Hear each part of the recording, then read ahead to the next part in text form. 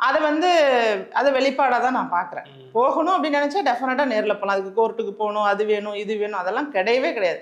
இன்னொன்று, நீங்கள் இன்னைக்கு போயிட்டு அவங்கள்ட்ட பேசி அவங்கள ஆறுதல் படுத்துறது சரி, உங்களோட விதத்தில் அது மனிதாபிமான செயல் அப்படின்னு நினைக்கிறீங்கன்னா அது மனிதாபிமானமாகவே இருந்துட்டு போகட்டும். ஆனால் அதை ஏற்றுக்கொண்டு அந்த மக்கள் வர்றாங்கல்ல, நம்ம அவர்களை நோக்கி தான் நம்ம கேள்விகளை எழுப்பணும்.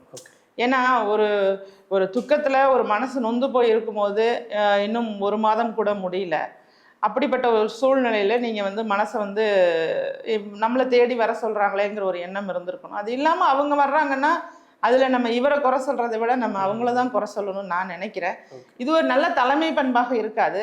அரசியலில் தொடர்ச்சியாக நீங்கள் பயணம் பண்ணணும் அப்படின்னு சொன்னால் மக்களையே நான் நேரில் போய் சந்திக்கிறதுக்கு முடியாத ஒரு சூழ்நிலையில் இருக்கேன் அப்படிங்கிறத நீங்களே காமிச்சிக்கிற மாதிரி இருக்குது.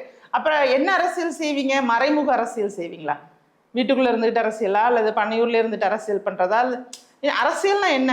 மக்களோடு மக்களாக களத்தில் இறங்கி அவர்களுடைய இன்பம் துன்பம், அவங்க கல்யாணத்துக்கு கூப்பிட்டாலும் போகணும், இந்த மாதிரி வேற இது விஷயமா இருந்தாலும் கூட நிற்கணும், எல்லாத்துலேயும் கலந்துக்கணும், பங்கேற்கணும்,